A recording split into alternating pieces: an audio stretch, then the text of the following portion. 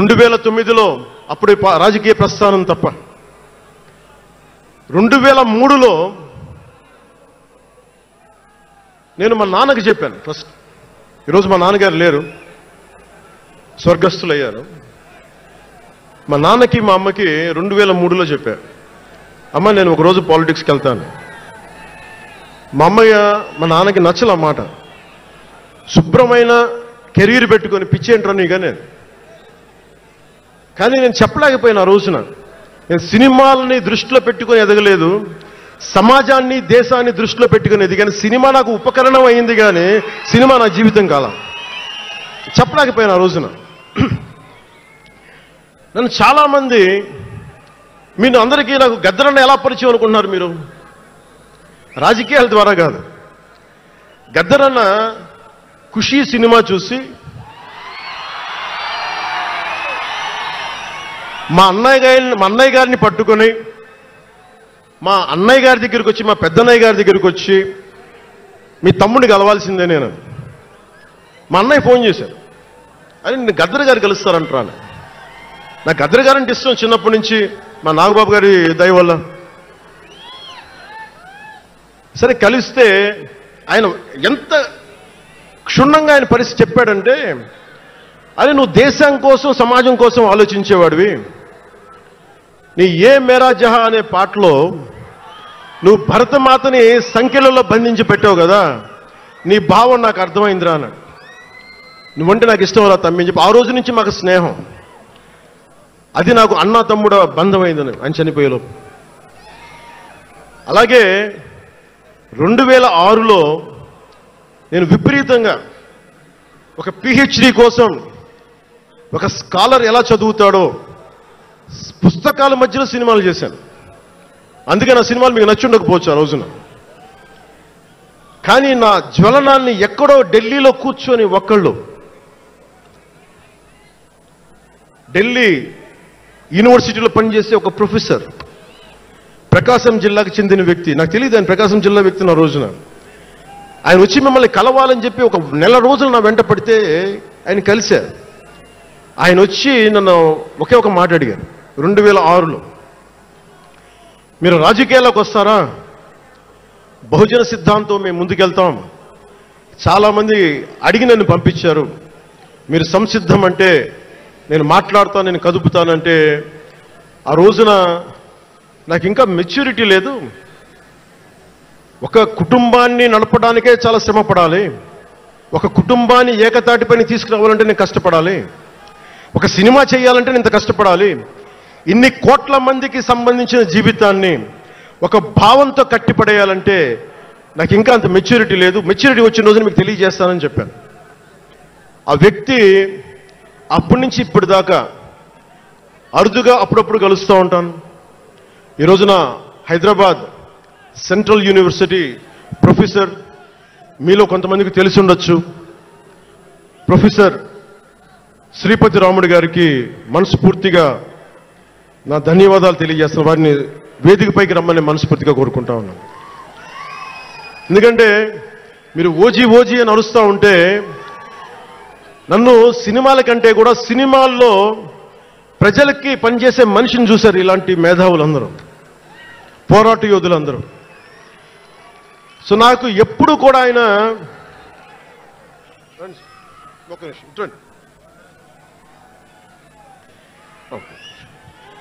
Professor గారు మన Janasena party కాదు, ఆయన ప్రొఫెసరే. బహుజన సిద్ధాంతాల కోసం, అంబేద్కర్ ఆశయాల కోసం, అణగారిన వర్గాల కోసం నిలబడ్డ వ్యక్తి. ఆయన చాలామంది విద్యార్థుల్ని పిహెచ్డీలకి సిద్ధం చేసే వ్యక్తి. మన దగ్గరున్న బేతపూడి విజయ్ కుమార్ గారు కూడా ఆయన శిష్యుడే. ఇలాంటి శిష్యులు ఎంతమంది తయారు చేసి ఆయన జనసేన ఎప్పుడు నాకు అండగా ఉంటారు. ఓడిపోయినా నిలబడ్డా ఎప్పుడైనా సరే నమ్మకం ఏంటంటే మీరు ఉండాలి, మీరు రాణించాలి నిరంతరం తప్పించే శ్రీపతి రాముడు గారికి నేను ఇవ్వగలిగేది ఒకటే, నా గుండెల నుంచి ప్రేమ ఇవ్వగలను.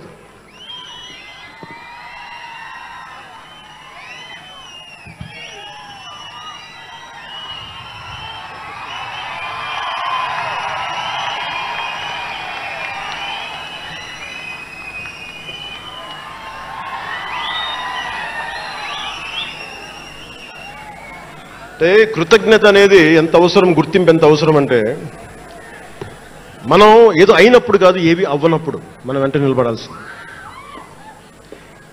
నేను థ్యాంకింగ్ నోట్స్ చెప్దాం అనుకున్నా. ఎవరికి చెప్పాలి? ముందుగా ఈ సభా వేదిక కోసం పారిశుద్ధ్య సిబ్బందికి, నా గుండెల్లో పెట్టుకొని గౌరవించే నా పారిశుద్ధ్య సిబ్బందికి ముందుగా మీ అందరికీ నా హృదయపూర్వక నమస్కారాలు, హృదయపూర్వక ధన్యవాదాలు. యాక్చువల్గా నేను అనుకుంది ముందుగా పారిశుద్ధ కార్మికులకి సన్మానం చేసి స్పీచ్ మొదలు పెడదామని. ఎక్కువ మంది ఉండటం వల్ల మన సమయం సరిపోదు కాబట్టి రేపొద్దున మన సీనియర్ నాయకులందరినీ, సోదరులు నాగబాబు గారిని, ఎమ్మెల్సీ వారిని గౌరవించి చేయవలసిందిగా నేను కోరుకుంటున్నాను. అలాగే దారి పొడవున శుభాకాంక్షలు తెలియజేసిన హోర్డింగ్స్ ద్వారా నా సోదరులు సోదరీమణులందరికీ, ప్రతి ఒక్కరికి, నాయకులందరికీ నా ధన్యవాదాలు. డిప్యూటీ సీఎం పేషి అధికారులందరికీ కూడా నా ధన్యవాదాలు. నా సెక్యూరిటీ సిబ్బందికి కూడా నా ధన్యవాదాలు. ఈ ఆవిర్భావ దినోత్సవానికి ముందుండి నడిపించిన గౌరవ సివిల్ సప్లైస్ మంత్రి, Janasena political affairs committee chairman, నన్ను కాలానికి నా పరీక్షలు పెట్టి కానీ ఒకసారి నిర్ణయం తీసుకున్న తర్వాత ఓడిపోయినా కానీ వెన్నంటే నిలబడ్డ నా సోదరుడు పిఎస్సి చైర్మన్, గౌరవ సివిల్ సప్లైస్ మంత్రి శ్రీ నాదెండ్ల మనోహర్ గారికి నా హృదయపూర్వక ధన్యవాదాలు.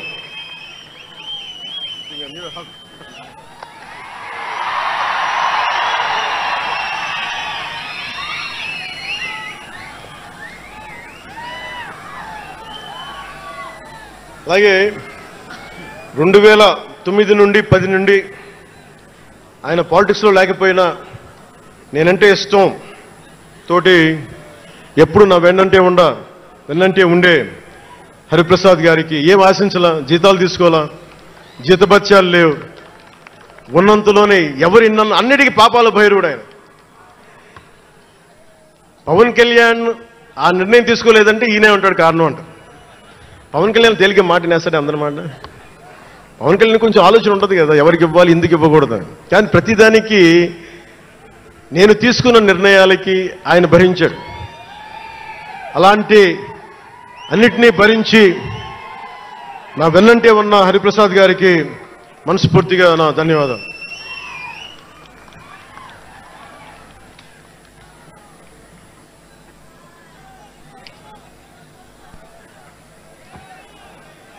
అలాగే అన్ని కమిటీల సభ్యులందరికీ పేరు పేరున, కేకే గారికి,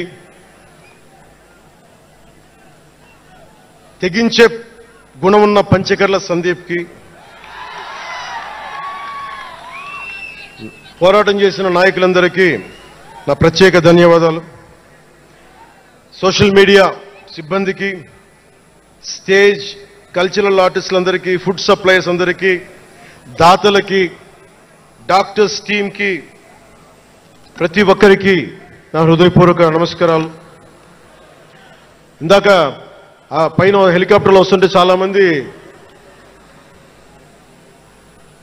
ఫోటోగ్రాఫ్స్ కనిపించినాయి. ముఖ్యంగా తెలుగు సినిమా హీరోలు, సూపర్ స్టార్స్ ఫోటోస్, ప్రభాస్ గారిది,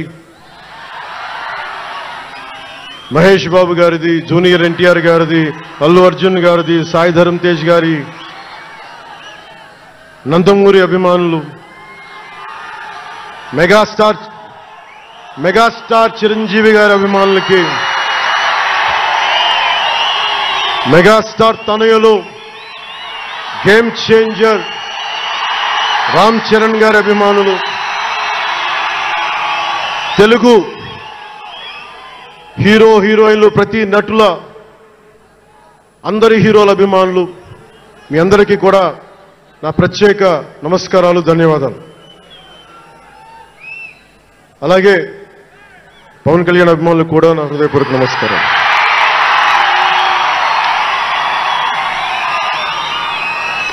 మద్దతు ఇచ్చిన జనసేనతో పాటు ఎన్డీఏ కూటమి పక్షాలైన తెలుగుదేశం, బీజేపీ నాయకులకు, కార్యకర్తలకు నా ప్రత్యేక ధన్యవాదాలు. అసలు మనం ఇంత ఘన విజయం సాధించాం. మనం కలిసి పోరాటం చేశాం. కష్టాలు ఉన్నప్పుడు చెయ్యనందించాం. అది గుర్తుపెట్టుకొని ఈ రోజున డిప్యూటీ ముఖ్యమంత్రి, ఉప ముఖ్యమంత్రిగా కలిసి ఒక వ్యక్తితో బలవంగా ప్రయాణం చేస్తా ఉన్నాను. 4 దశాబ్దాల సుదీర్ఘ అనుభవం రాజకీయ నాయకులు, హైటెక్ సిటీని రూపకల్పన చేసిన దార్శనికుడు, క్లేమోర్ మైన్స్ తోటి పేల్చేస్తే కింద పడితే దులుపుకొని మళ్ళీ రాజకీయాల్లో తిరిగి నెక్స్ట్ డే డ్యూటీలోకి వచ్చిన బలమైన నాయకుడు శ్రీ గౌరవ ముఖ్యమంత్రి శ్రీ నారా చంద్రబాబు నాయుడు గారికి, వారి తనయులు శ్రీ నారా లోకేష్ గారికి నా హృదయపూర్వక ధన్యవాదాలు, నమస్కారాలు.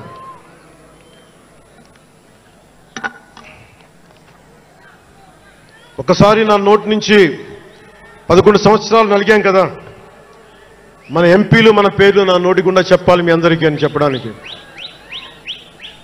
నాదెండ్ల మనోహర్ గారికి, కందుల దుర్గేష్ గారికి, ఎంపీలు తంగెళ్ల ఉదయ్ శ్రీనివాస్ గారికి, వల్లభనేని బాలశౌరి గారికి, కొణిదెల నాగబాబు గారికి, హరిప్రసాద్ గారికి, నిమ్మక జయకృష్ణ గారికి, లోకం మాధవ గారికి, కొడతాల రామకృష్ణ గారికి, పంచకల్ల రమేష్ బాబు గారికి, సుందరపు విజయ్ కుమార్ గారికి, చనిపోయిన వంశీకృష్ణ యాదవ్ గారికి, పంతం నానాజీ గారికి, భక్తుల బలరామకృష్ణ గారికి, శ్రీ దేవివర ప్రసాద్ గారికి, గిడ్డి సత్యనారాయణ గారికి, పులపర్తి ఆంజనేయులు గారికి, బొమ్మిడి నాయకర్ గారికి, బోలిశెట్టి శ్రీనివాస్ గారికి, పొత్సమాత ధర్మరాజు గారికి, చిర్రి బాలరాజు గారికి, మండలి బుద్ధప్రసాద్ గారికి, ఆర్ శ్రీధర్ గారికి, ఆరణి శ్రీనివాసులు గారికి, 2000 పవన్ కళ్యాణ్ మర్చిపోయా, నేను మర్చిపోయినా మీరు మర్చిపోయిన ఎవరు కదా.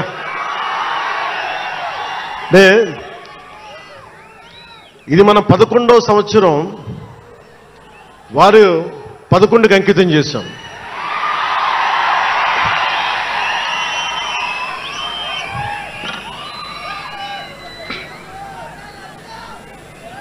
Love you two.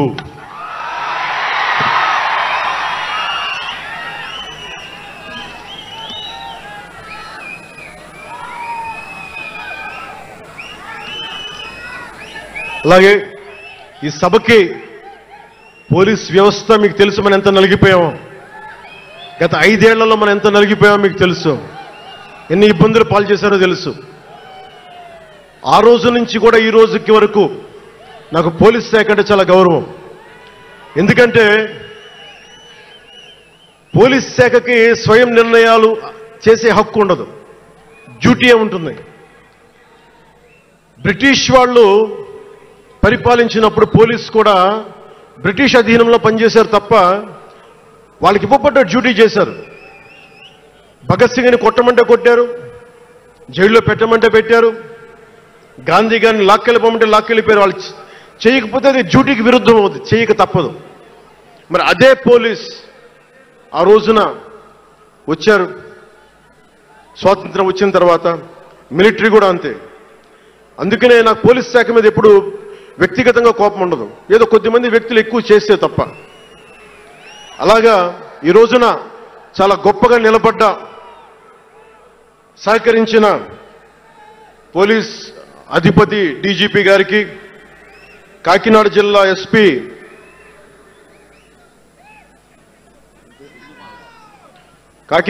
ఎస్పీ బిందు మాధవ్ గారికి, కలెక్టర్ శ్రీ షణ్మోహన్ గారికి, రెవెన్యూ అధికారులకు, ఇతర పోలీస్ అధికారులకు, మున్సిపల్ అధికారులకు, బందోబస్తు డ్యూటీకి వచ్చి అన్ని జిల్లాల నుంచి వచ్చిన నలిగిపోయి ఎండలో ఉన్న నా కానిస్టేబుల్ సోదరులకు, ప్రతి ఒక్కరికి పేరు పేరున నా హృదయపూర్వక ధన్యవాదాలు, హృదయపూర్వక కృతజ్ఞతలు.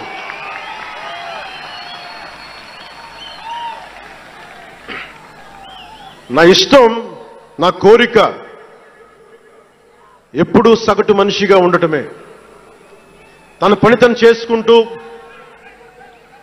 ఉండటం, ఎవరి జోలికి వెళ్లకుండా ఉండటం, బతికేయడం, తన కుటుంబం వరకు జీవితాన్ని కుదించడం, సగటు మధ్యతరగతి మనిషిగా బతకాలనేది నా కోరిక చిన్నప్పటి నుంచి. మా నాన్న కోరిక ఏంటంటే, నేను ఇంటర్ చదువుతున్నప్పుడు, అదే నేను డిగ్రీ చదవలేకపోయి, నువ్వు డిగ్రీ చదివి కనీసం నువ్వు ఎస్ఐగా సెలెక్ట్ అయితే నువ్వు కనీసం డిఎస్పీ కంటే కొంచెం పై ర్యాంక్లో నువ్వు రిటైర్ అవుతారు అని చెప్పాడు మా నాన్న. దురదృష్టవశాత్తు నేను డిగ్రీ చేయలేకపోయా. కానీ నేను అంటే నాకు అంతకుమించి కోరికలు లేవు, అది చెప్పడానికి నా ఉద్దేశం. చాలా చిన్న జీవితాలు మాయి.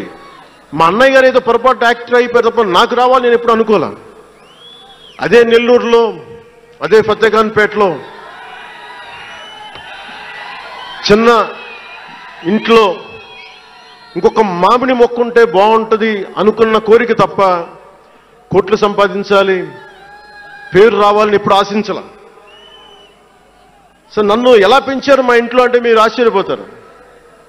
మొన్న నా friend Anand Sai TTD board సభ్యుడిగా నియమితులయ్యారు. అతను చెప్తా ఉన్నాను నాకు ఈ మధ్యన, నన్ను ఎలా పెంచారంటే మా ఇంట్లో అతని ఆనంద్ సాయి మాటల్లో, చిన్న తంబి అని తమిళ సినిమా ఉంటుంది, మన తెలుగులో చంటి అని సినిమా తీశారు. చిన్న తంబి కదా అవునా? అందులో హీరోయిన్ ఎలా పెంచుతారు ఇంట్లో నుంచి బయటికి వెళ్లకుండా, చంటిలో హీరోయిన్ మీనాని ఎలా పెంచారు ఇంట్లో నుంచి బయటికి వెళ్లకుండా, మా ఇంట్లో నన్ను అలా పెంచారు. వీడి బయటికి వెళ్తే ఏమైపోతాడో, సున్నితమైన వ్యక్తి, వీడికి ఆస్తమా ఉంది, వీడికి ఇలాంటి పరిస్థితుల్లో నన్ను ఇంట్లో నుంచి కదలనివ్వకుండా, ఎక్కడికి వెళ్ళనివ్వకుండా, ఎక్కడికైనా బయటికి వెళ్తే పంపించారు. ఒకరోజు చెన్నైలో నేను అన్నానగర్లో కంప్యూటర్ ప్రోగ్రామింగ్ కోర్స్ చేసేవాడిని ఒక సంవత్సరం పాటు. ఆ ప్రోగ్రామ్ ఫైనల్ చేసే పరిస్థితుల్లో టైం 10:30 అయింది, 10:30 రాత్రి. ఇంటికి వెళ్ళడం గంట లేట్ అయింది. అంటే మనం సాయంత్రం 6 గంటలకు వెళ్ళిపోవాలి. ఆ రోజు 10:30కి వెళ్తే చెప్పా పెట్టకుండా, అంటే మన కొంచెం లేట్ అయింది ఎగ్జామ్స్ వల్ల. ఇంటికి వెళ్ళేటప్పటికి ఎలా ఉంది అంటే, ఇంట్లో ఆడపిల్ల వెళ్ళిపోతే ఇల్లు ఎలా ఉంటుందో, 10:30కి నేను ఇంటికి వెళ్తే మా అన్నయ్య షూటింగ్ నుంచి క్యాన్సిల్ చేసుకుని వచ్చేస్తా ఉన్నారు. మా వదిన ఇంట్లో హాల్లో ఉంది, మా నాగబాబు వీధి బయట తిరుగుతూ ఉన్నాడు. మొత్తం అందరూ ఏమైపోయాడు, ఎక్కడికి ఏమైపోయాడని. నేను ఎగ్జామ్ రాసి వస్తున్నాను, బస్సులు దొరకలేదు నాకు, 2 బస్సులు మారి రావాలని చెప్పాను. నాకు కార్లు లేవు ఆ టైంలో. అంటే అలాంటి నన్ను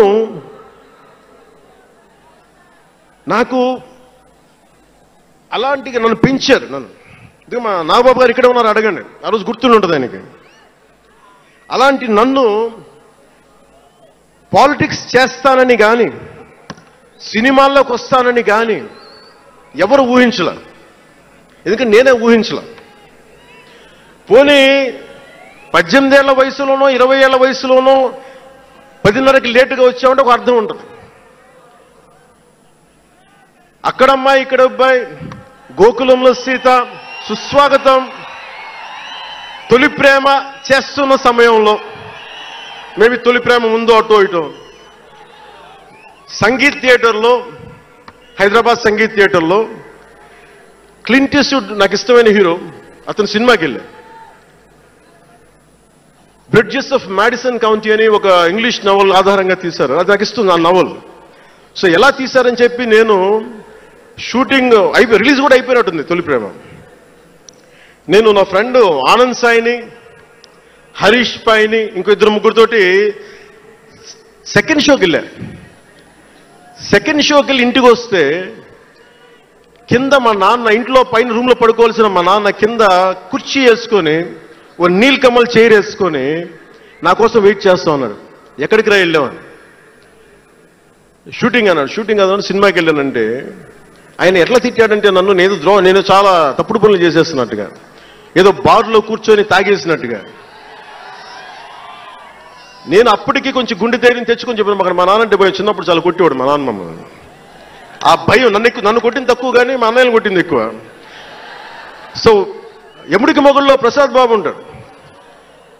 చిరంజీవి గారు పక్క వ్యక్తిని కొడితే ఇతను లైన్లోకి వచ్చేస్తాడు. అక్కడ నేను డిసిప్లిన్లోకి వచ్చాను. అట్లాగే వీళ్ళని కొడితే నేను డిసిప్లిన్లోకి వచ్చాను. నాకు ఆయన కొట్టక్కర్లేదు, నేను డిసిప్లిన్గా ఉంటానని. సో నాకు మా నాన్న చూడగానే భయం వేసింది. కొడతాడా గబుక్కున్నా బాగుండదేమో అనుకునేవాడు. నేను చెప్పాను కొంచెం బలం తెచ్చుకొని 3 సినిమాలు హిట్లు వచ్చినాయి. 4వ సినిమా రిలీజ్ అయ్యి హిట్ అయిన తొలి ప్రేమ. నానా నేను హీరోనన్న సంగతి కూడా మర్చిపోకు, నువ్వు అర్థం చేసుకో అని చెప్పాను. ఇంకా ఎక్కువ తిట్టాడు. అంటే మా నాన్న తిట్లు ఎలా ఉన్నాయంటే చెప్పలేను. కానీ ఈ అర్ధరాత్రి అపరాత్రి తిరుగుళ్ళు ఏంట్రా, ఈ సెకండ్ షోలకి వెళ్ళడం ఏంటి, ఏదో హీరో అయ్యావు అయితే అన్ని లిఫ్ట్ చేసేస్తావా అని తల ఉంచుకొని పైకి వెళ్ళిపోయాడు. అంటే అలాంటి నేను ఇన్ని కోట్ల మందికి సంబంధించిన పాలిటిక్స్ చేయాలంటే భగవంతుడు రాసిన రాత కాకపోతే నేను కోరుకున్నదా కాదు అది. అలాంటి వాతావరణంలో పెరిగిన నేను ఈ సినిమాలు ఏంటో, ఈ పాలిటిక్స్ ఏంటో, పార్టీ పెట్టడం ఏంటో అనుకుంటే అంటే ఇందాక ఎందుకు బయటికి వెళ్ళానంటే ఇవన్నీ ఆలోచిస్తున్నా. ఇదంతా భగవంతుడు మాయ తప్ప నాది కాదు నాకు తెలుసు. అలాంటి జీవితానికి దారి ఏర్పరిచింది, ప్రజా సమస్యలపై నిలబడేలా చేసింది, పార్టీ పెట్టనిచ్చింది నాలోని భావ తీవ్రత. పార్టీ పెట్టనిచ్చింది భావ తీవ్రత. పుస్తక పఠనం, డబ్బులు సంపాదించాక ఖర్చు పెట్టనంటే ఎలా కుదరదో, వద్దనుకున్న ఏదోలా ఖర్చు అయిపోతాయి.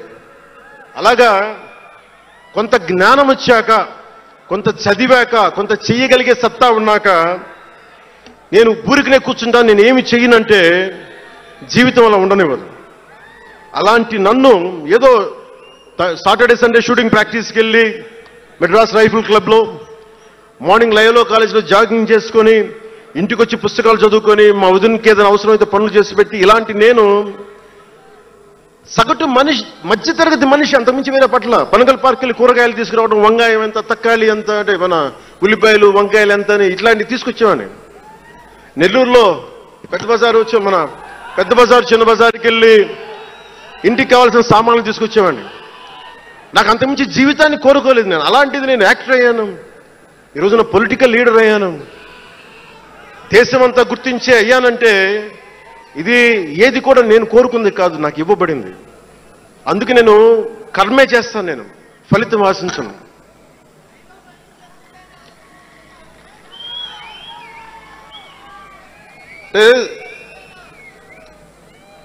అది ఎలా ఉంటుందంటే, అది ఇవన్నీ ఎందుకు చెప్తున్నానంటే, సగటు మనిషి చాలా భయాల మధ్య, చాలా బాధ్యతల మధ్య జీవితాన్ని కొనసాగించాలి. ఒక మాట అంటే ఎక్కువ, ఒక మాట అంటే తక్కువ, చాలా సన్నని గీతల మధ్య బతకాలి. ఒకలాగా చెప్పాలంటే అరిటాకు లాంటి జీవితం. అరిటాకు ఉంది కదా అని జీవితం వడ్డించిన విస్తరు అవ్వదు. చిన్నపాటి ముళ్ళు తగిలినా మొత్తానికి చిరుగుపోతుంది. అలాంటి కోట్లాది సగటు మనుషుల ప్రభావితం చేసే సినిమా కానీ, కోట్లాది మందిని ప్రభావితం చేసే రాజకీయాలు కానీ నాకు చాలా బాధ్యతనిచ్చాయి. సినిమాలో ఎంత చెప్తే మంచిది, ఎంత చెప్తే మంచిది కాదని ఆలోచించి చేసేవాడిని. ఒక దేశభక్తి పాట పెడితే మంచిదా, ఒక క్లబ్ డాన్స్ పెడితే మంచిదా, ఈ రెండు ఆలోచించి దేశభక్తికి వెళ్ళాను నేను. అందుకే ఏం మేరా జేహాన్ పెట్టాను తప్ప ఓ మై డార్లింగ్ అని పెట్టలా.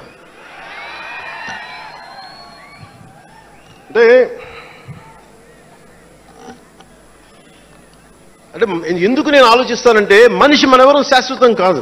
మాట అది మంచైనా చెడైనా, అందుకే ఆలోచించే మాట్లాడతాను ఎప్పుడు.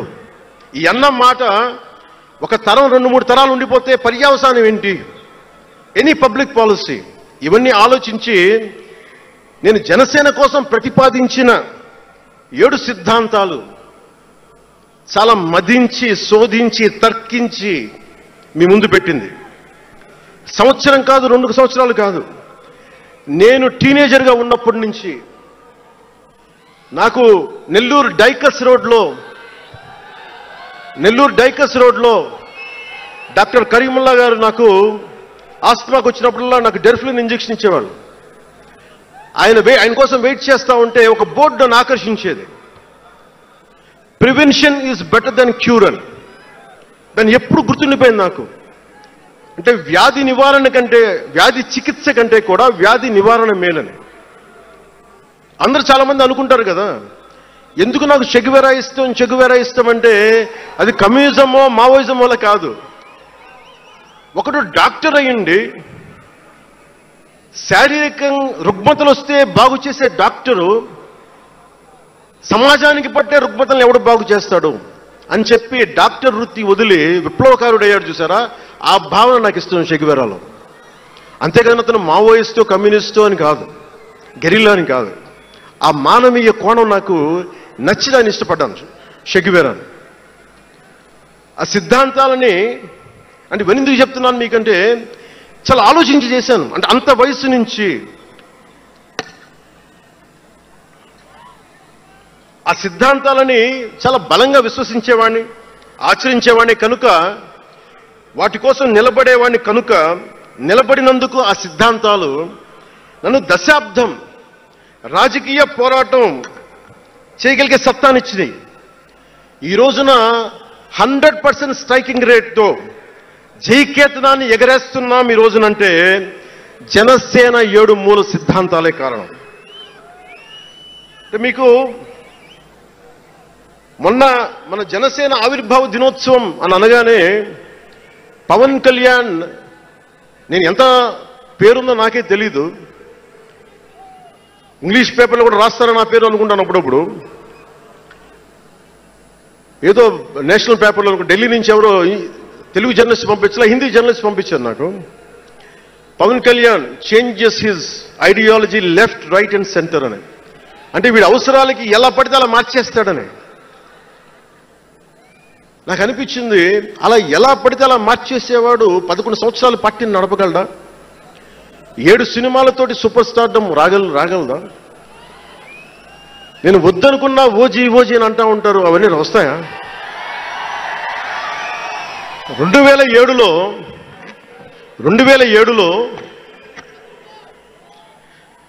నేను కామన్ మ్యాన్ ప్రొటెక్షన్ ఫోర్స్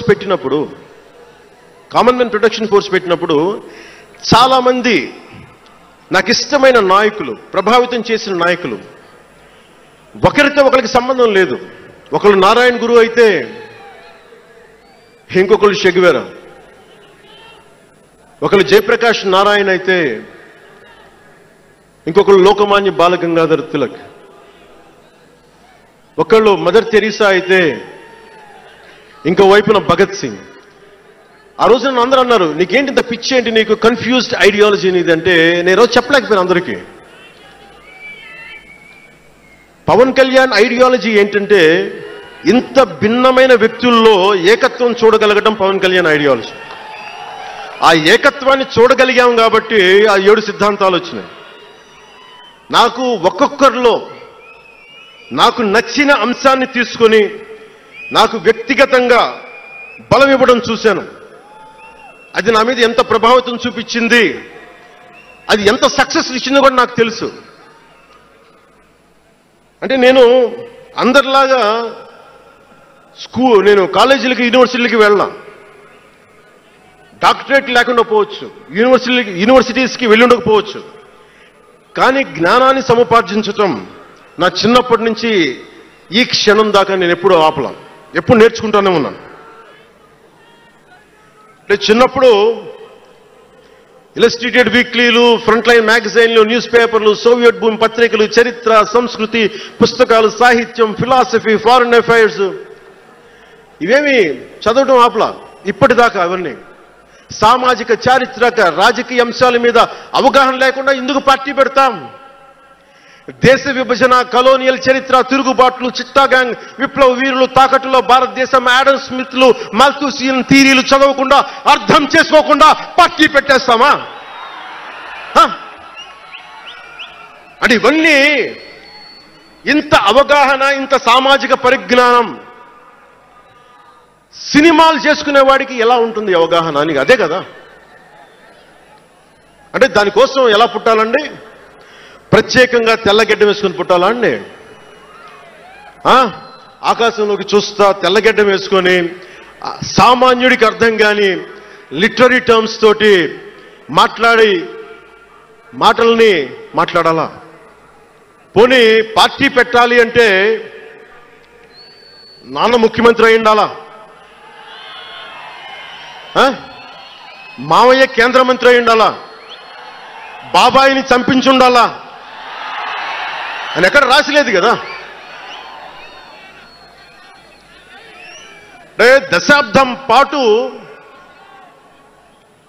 దశాబ్దం పాటు ఒంటరిగా పార్టీని మొయ్యాలి అంటే ఎన్ని తిట్లు, ఎన్ని అవమానాలు భరించాలి, ఎంత నలిగుండాలి, ఎంత జ్వలించుకుపోవాలి, ఎన్ని పోగొట్టుకోవాలి. వ్యక్తిగత జీవితం నుంచి నా ఆరోగ్యం దాకా అన్ని పోగొట్టుకుంటానే వచ్చాను. దానికి ఈ జయకేతనం నాకు ఆనందాన్ని ఇచ్చింది. ఎందుకు చెప్తున్నానంటే ఆరోగ్యం గురించి.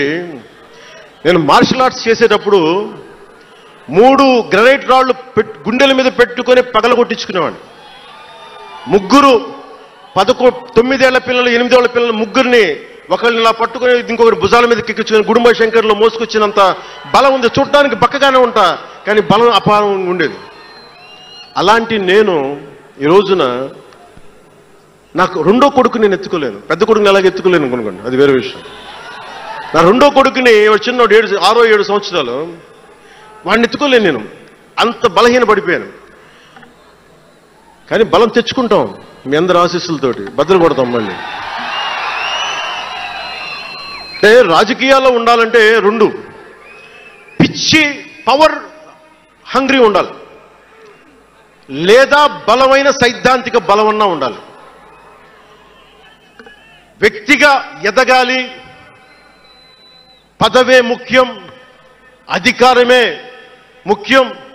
దానికోసం గుండాల్ని వాడుకుంటాం, మర్డర్లు చేయిస్తాం, వేల కోట్లు దోచేస్తాం,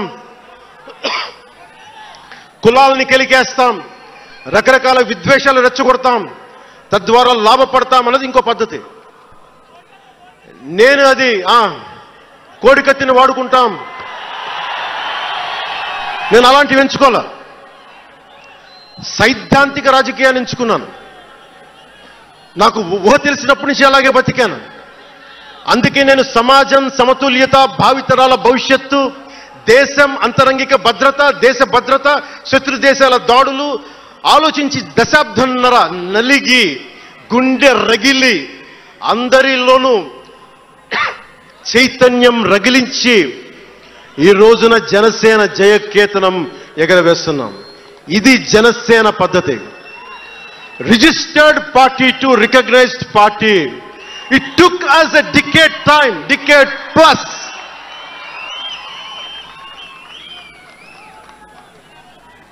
అంటే నువ్వు ఎలా మార్చేసుకుంటావంటారు. నువ్వు అలా పడితే ఎలా మార్చేసుకుంటావని మాట్లాడతారు. అరే ఒక మనం ప్రార్థించే నదే గంగమ్మ అవ్వచ్చు, కృష్ణమ్మ అవ్వచ్చు, దేవత అవుతుంది, పడవలకి రస్తా అవుతుంది, పంట కాలువలకి పొలాల్లోకి పంట కాలువ అవుతుంది. మార్పు అనేక రకాలుగా ఉంటుంది. ఇక్కడ నువ్వు గంగని నదిగా చేసావు, ఇక్కడ నువ్వు స్నానం చేయకూడదంటే కుదరదు. చాలా విభిన్నంగా చూడాలి. నేను మార్పు కోసం వచ్చిన వాడిని, ఓట్ల కోసం వచ్చిన వాడిని కాదు. అంటే ఇన్ని మాట్లాడే ఈ ఇంగ్లీష్ పేపర్ వాళ్ళకి I want to give you an example. Who said Pawan Kalyan changes from left, right and center? Let me tell you this. One example from one of your journalist brotherhood, from your journalist brethren, Sri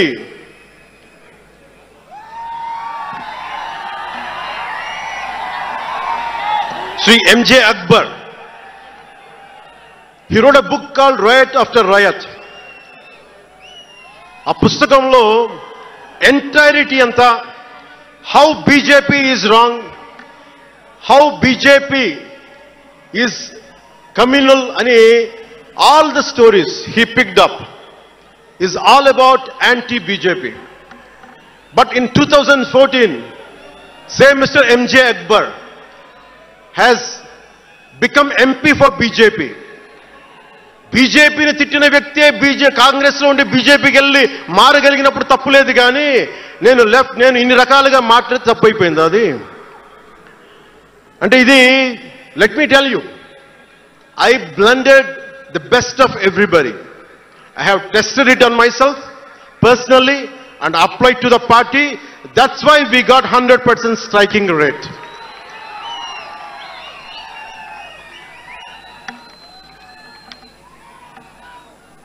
నేను ఎలాంటి కాలంలో పెరిగానంటే, భావోద్వేగాలు లేకుండా, జీవిత బరువులు మోయకుండా, కించిత్తు భావుకత లేకుండా, బాధ్యతగా నడవకుండా ఉంటే ఇంత దూరం రాగలమా?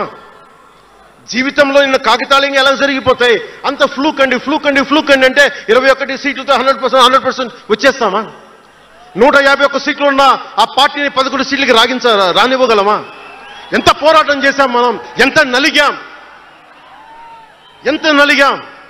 వైజాగ్లో మన ఎమ్మెల్యేలు ఎంతమందిని జైల్లో పెట్టారు, ఎంత భయప్రాంతులను చేశారు.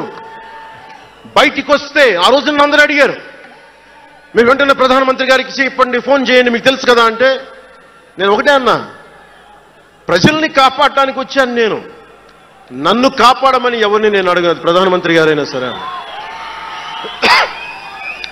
ఇది నా నేల, నా పోరాటం ఇది.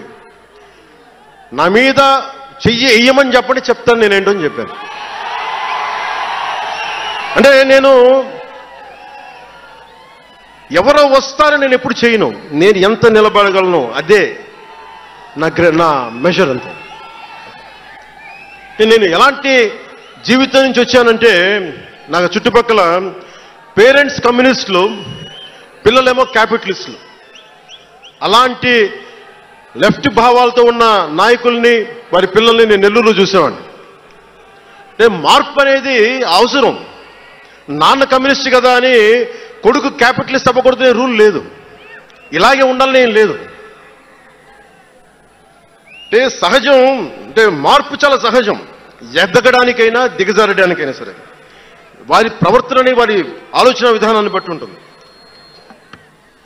కులాలను కలిపే ఆలోచన విధానం, భాషలను గౌరవించే సాంప్రదాయం, సంస్కృతుల్ని కాపాడే సమాజం, ప్రాంతీయతను విస్మరించిన జాతీయవాదం, మతాల ప్రస్తావన లేని రాజకీయం, అవినీతిపైన రాజీ లేని పోరాటం, పర్యావరణాన్ని పరిరక్షించే అభివృద్ధి ప్రస్థానం, ఇవన్నీ పెట్టినప్పుడు నవ్వారు అందరూ. అలాంటిది నన్ను ఈ రోజున పర్యావరణ మంత్రిగా తీసుకొచ్చింది ఈ సిద్ధాంతాలే. సిద్ధాంతాన్ని ప్రతిపాదించినప్పుడు చాలా పరిశోధించాలి, చరిత్ర చదవాలి, అవగాహన చేసుకోవాలి, జటిలమైన సందేహాలు వాటికి వివరణ ఇవ్వాలి. ఇవన్నీ కూడా ఉండబట్టే ఈ రోజు ఇంత బలంగా నిలబడగలిగాను. నేను ఇంత ఆలోచించి అడుగు ముందుకేస్తాను తప్ప అనాలోచితంగా ఎప్పుడు నేను అడిగాను. ఈ 10 ఏళ్లలో నిలబడ్డాం, బలపడ్డాం, చాలా పడ్డాం కూడా. సమాజ తీరుతెన్నులు ఎలా ఉంటాయి అని ఆలోచించేటప్పుడు నన్ను బూతులు తిట్టినా, ఆ తిట్టిన వాటిని ప్రసార మాధ్యమాల్లో ప్రసరింపజేసి డిబేట్లు పెట్టి, వీళ్ళకి నా జీవితం తప్ప ఇంకేమి లేవా, కనిపించవా అనుకునేవాడిని. అంటే మీరు చెప్పండి, ఒకళ్ళ ఇంట్లో ఆస్తి తగాదాలు, అన్నా చెల్లెల మధ్య ఆస్తి గొడవలు, రాష్ట్రానికి సంబంధమే ఉంది అది. అసలు ప్రజలు ఆలోచించాల్సింది ముందస్తుగా, అసలు ఎన్నికల్లో చేయడానికి డబ్బులు లేని వాళ్ళ దగ్గర ఇన్ని వేల కోట్లు ఎలా వచ్చినాయి? నేను డిగ్రీలు చదివి, పిహెచ్డీలు చదివి నాకు ఉపాధి రాకపోతే వీళ్ళు కేవలం రాజకీయాల్లోకి వచ్చి వేల కోట్లు ఎలా సంపాదిస్తారు? దానికోసం వాళ్ళిద్దరు కొట్టుకుంటుంటే అది మనకి ఎలా సమస్య అవుతుంది? ఇది మీరు ఆలోచించాల్సింది. అంతేగాని కూర్చోబెట్టి సినిమా సినిమా సినిమా అంటే మొక్కే కాదంట్లా. మీకు కోపం రావాలి కదా, అన్యాయం జరిగితే. కోపం లేని సమాజంలో మార్పు ఎలా వస్తుంది? ఒక్కడికి కోపం వచ్చింది చిన్నప్పుడు, పవన్ కళ్యాణ్కి. ఒక్కడి కోపం వస్తే ఇంత మార్పు వచ్చింది. ఇన్ని లక్షల మంది కోపం వస్తే ఏం జరుగుతుంది మీరు ఊహించగలరా? ఆ కోపమే రావాలి అన్యాయం మీద. ఇక మిగిలింది మనకి భవిష్యత్తులో పైపైన కాకుండా ఎలాగ మనం ముందుకెళ్ళాలి, ఎలా సిద్ధంగా ఉండాలనేది మనం ఆలోచించాలి. కొన్ని కీలకమైన అంశాలు చెప్పి తెలియజేస్తాను. నార్త్ సౌత్ డివైడ్, ఉత్తర భారతం దక్షిణ భారతం, అలాగే క్యాస్ట్ సెన్సెస్, కులాల గణాంకం, డీలిమిటేషన్ ఇష్యూ, 3 లాంగ్వేజ్ ఫార్ములా, ఇవన్నీ మాట్లాడుతూ ఉన్నారు. వీటి మీద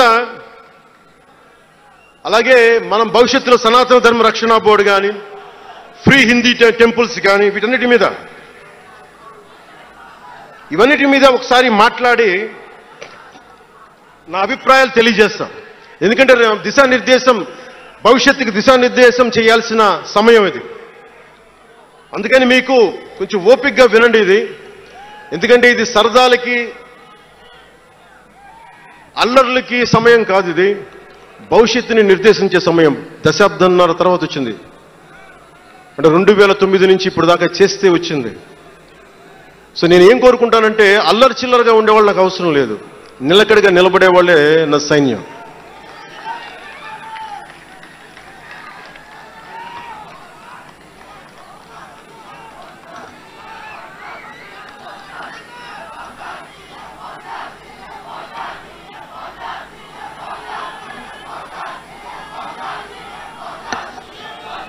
నేను డిప్యూటీ ముఖ్యమంత్రిని అయ్యాక అంతకుముందు ఎప్పుడు ఆలోచించామని, పుస్తకాల బరువుతోటి వీపు వంగిపోతున్న పిల్లవాడిని ఆడిపడాల్సిన వయసులో ఇంత పుస్తకాలు బ్యాగ్ వేసుకొని స్కూల్కి వెళ్తా, ఒకవైపు ఏమో టిఫిన్ క్యారియరు, ఇంకోవైపు ఏమో వాటర్ బాటిల్ పట్టుకొని జారిపోతా పడతా అమ్మకి నాన్నకి టాటా చెప్పి ఆ స్కూల్కి వెళ్ళే చిన్నపిల్లోడికి 1-2 పుస్తకాల బరువు తగ్గిస్తే నేను చాలా ధన్యుడిని అనుకునేవాడిని. అలాగే ఎక్కడో గిరిజన తాండాల్లో చుక్క నీటి కోసం ఏడ్చే గిరిజనులకి 1 బిందెడు మంచినీళ్ళు ఇస్తే చాలా బాగుంటుంది అని చేయగలను అనుకునేవాడిని. డోలీ మోతలతోటి రహదారులు లేని కొండ ప్రాంతాల్లో కేవలం 100 మంది నివసించే గిరిజన తాండాలకి ఒక చిన్న రోడ్డు వేయించగలమా అనుకునేవాడిని. కానీ ఈ రోజున మీ అందరి దయ, జన సైనికులు, వీర మహిళల పట్టుదల, ఈ రోజున మనం దాదాపు 4000 పైచిలకు కిలోమీటర్లు రోడ్డును వేయించగలిగాం. వాళ్ళు 2000 వేయించారు 5 సంవత్సరాల్లో. మనం 2500 కోట్ల పైగా ఖర్చు పెట్టుకుంటున్నాం. ఇవన్నీ ఎందుకు చెప్తున్నానంటే, ఒకవేళ మనం అనుకుంటే ఎంత చేయగలమని అంటానికి.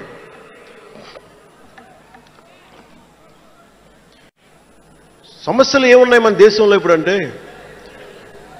ముఖ్యంగా పార్టీలో వేదిక పైన ఉన్న నాయకులకి, జన సైనికులకి, మీ అందరికీ కూడా ఇది చాలా కీలకమైన సమయం. 2047 విజన్ అని మాట్లాడుతున్నారు గౌరవ ముఖ్యమంత్రి గారు.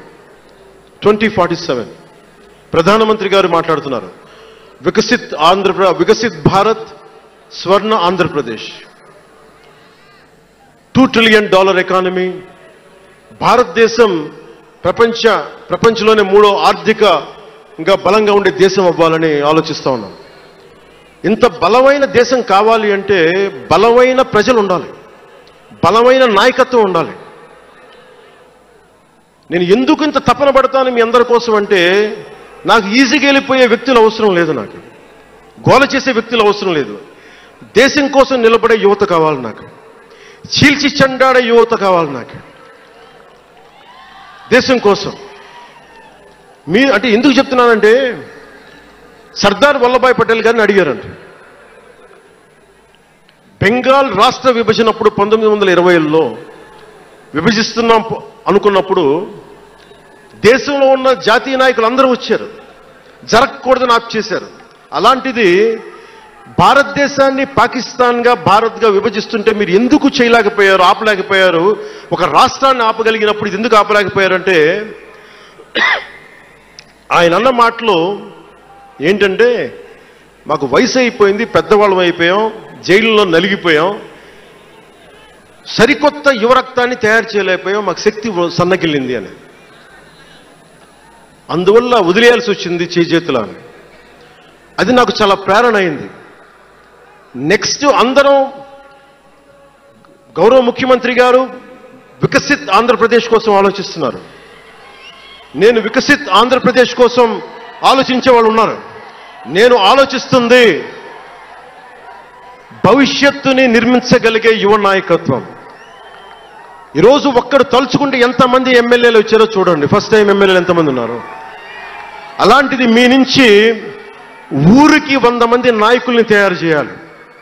రాష్ట్రం నుంచి జాతీయ స్థాయిలోకి వెళ్ళగలిగే 100 మంది నాయకుల్ని తయారు చేయగలగాలి. అదే నా లక్ష్యం, నా స్వప్నం 2047కి. అంటే ఎలా ఉండాలి అంటే విదేశాలకి వెళ్లాల్సిన అవసరం రాకూడదు. ఇంక మనకి మన దేశానికి మనం వీసాలు డినైల్ చేసేంత స్థాయి భారతదేశంలో ఉండాలి అంటే దేశాన్ని సమాజాన్ని నడిపే నాయకులు మీలో నుంచే పుట్టాలి. నేను చేస్తాను దానికి programmes.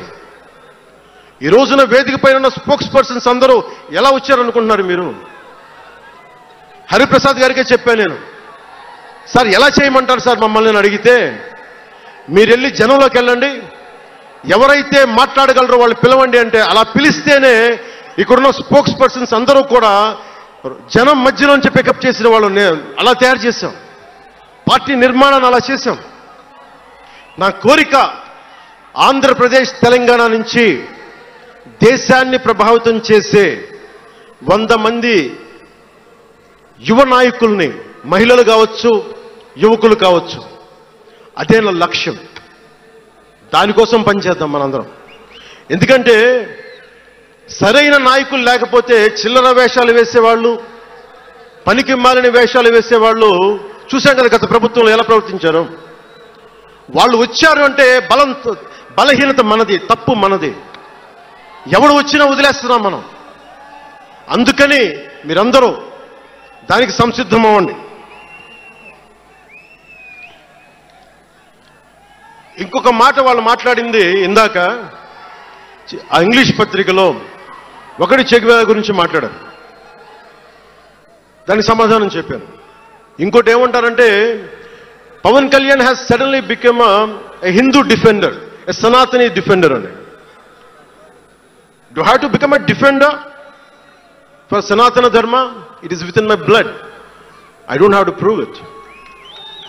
Today maybe you might be seeing it today. Always I had it in my blood. నేను 21 years లో కూడా 14 ఏళ్ల వయసు నుంచి right from the age of 14 I was doing దీక్ష. 14 సంవత్సరాల నుంచి ఎప్పుడు అయ్యప్ప దీక్ష చేసేవాడిని. మొన్నే మా అన్నయ్య, మా నాగబాబు, మా అమ్మ, నేను ఒక ఫోటో చూపించారు ఎవరో. నేను కాషాయ బట్టలో ఉన్నా.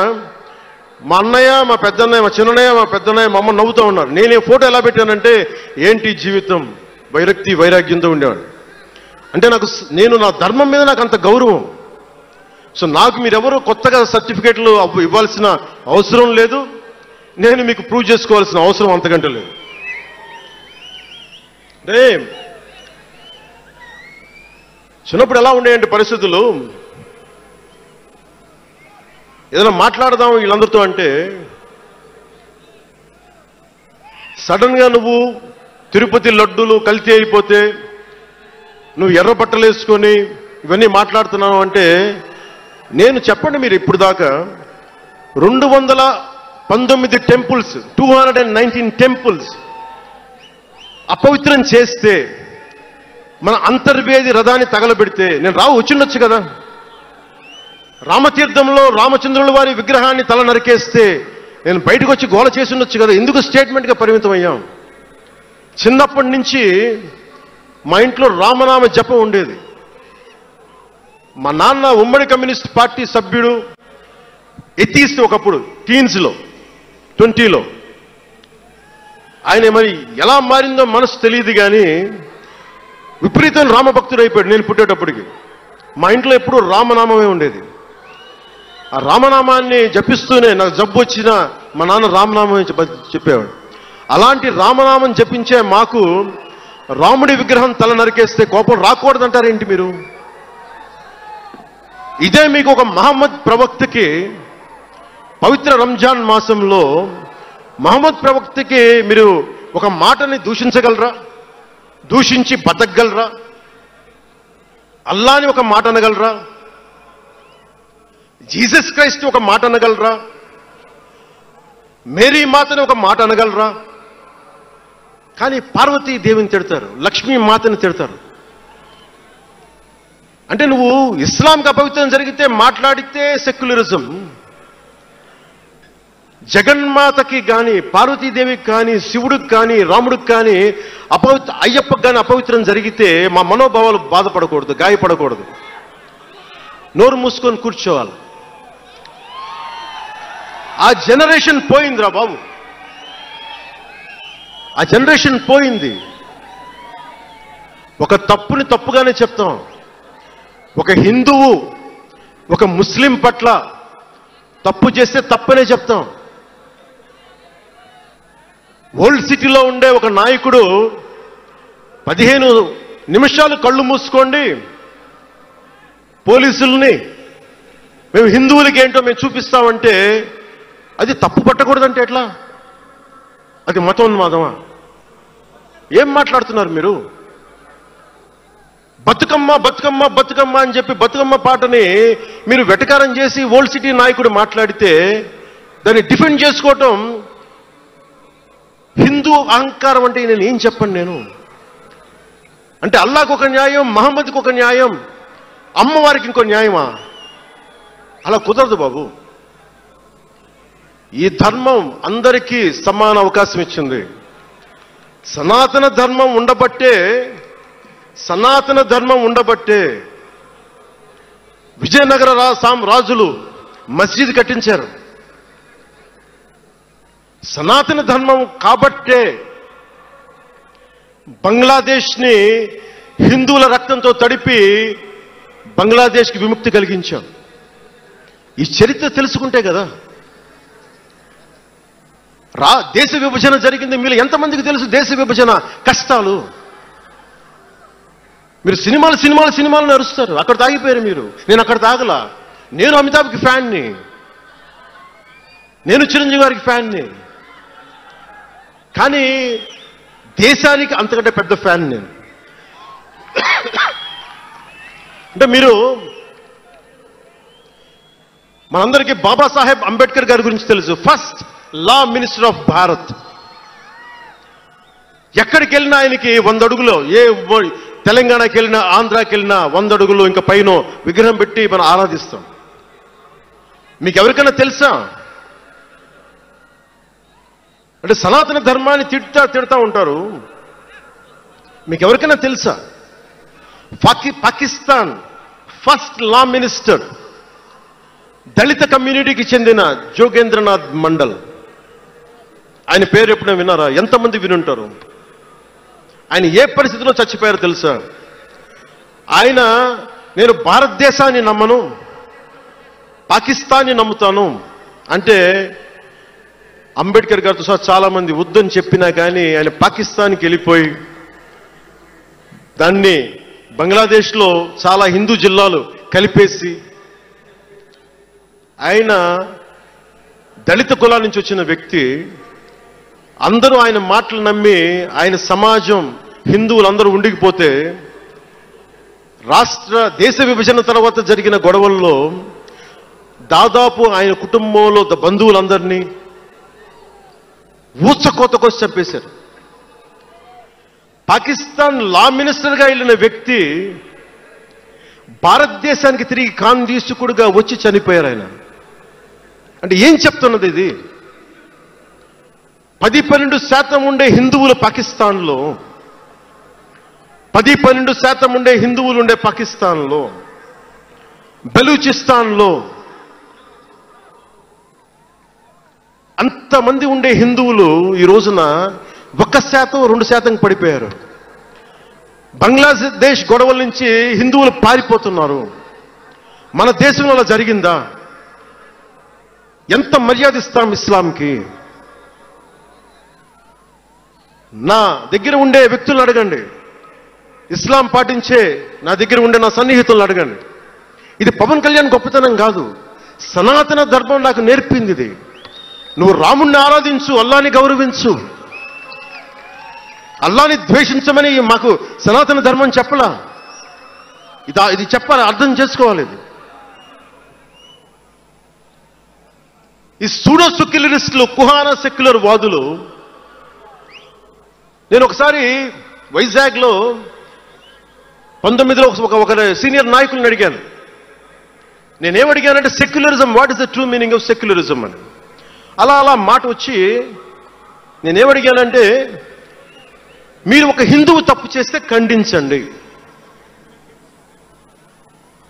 ఒక ముస్లిం పట్ల ద్రోహం చేస్తే ఖండించండి, శిక్షించండి. అలాగే ఒక ముస్లిం ఒక హిందువుల్ని ద్వేషించినా దాడి చేసినా శిక్షించండి, ఇద్దరికి శిక్ష ఒకటే.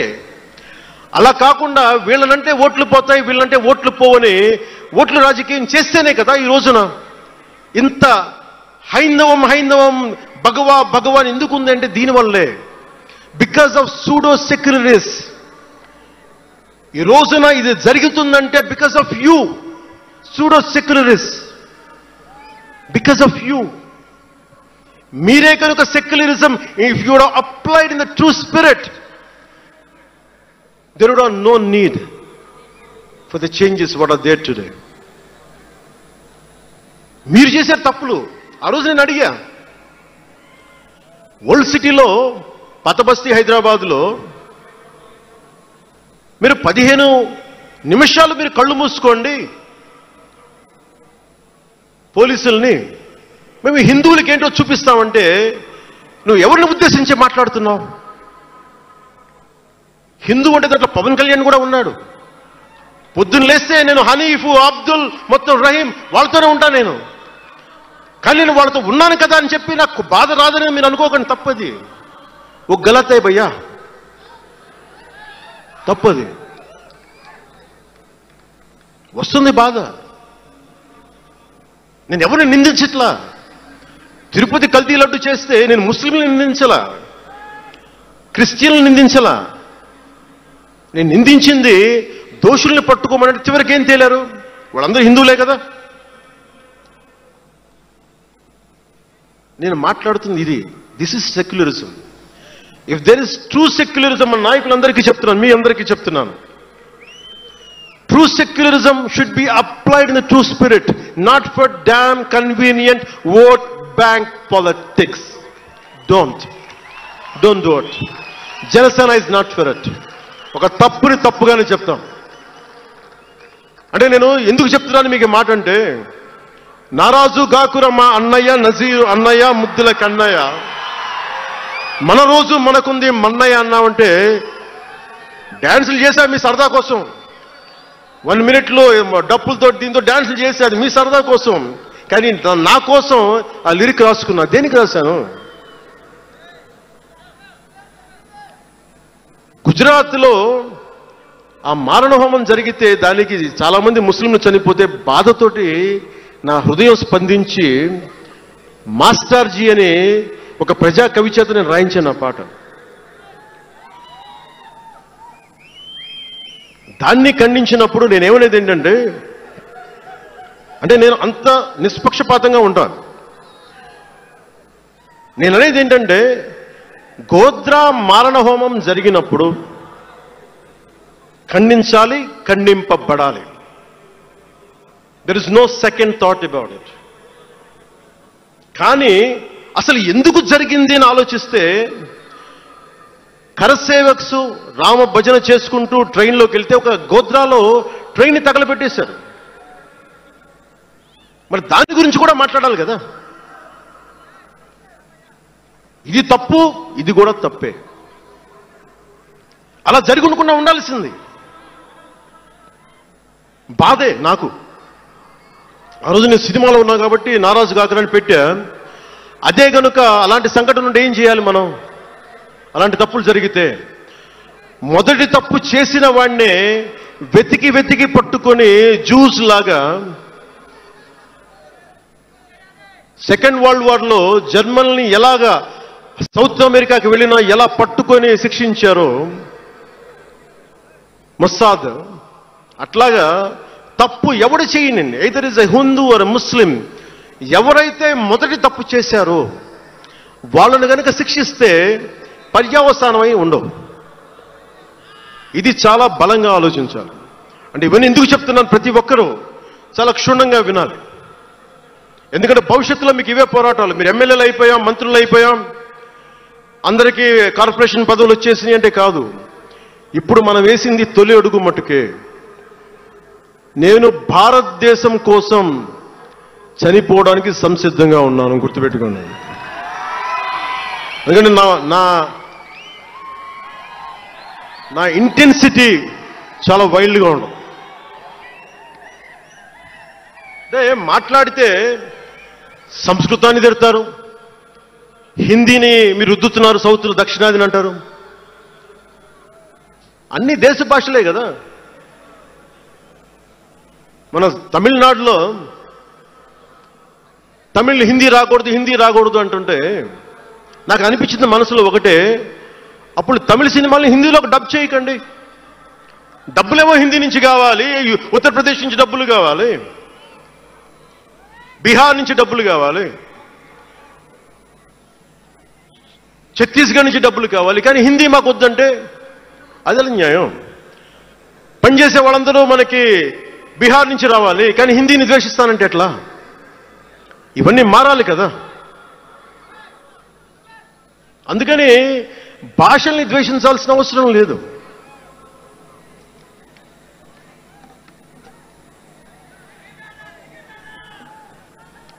అంటే మనం ముఖ్యంగా హిందువులందరికీ నేను చెప్తా ఉన్నాను,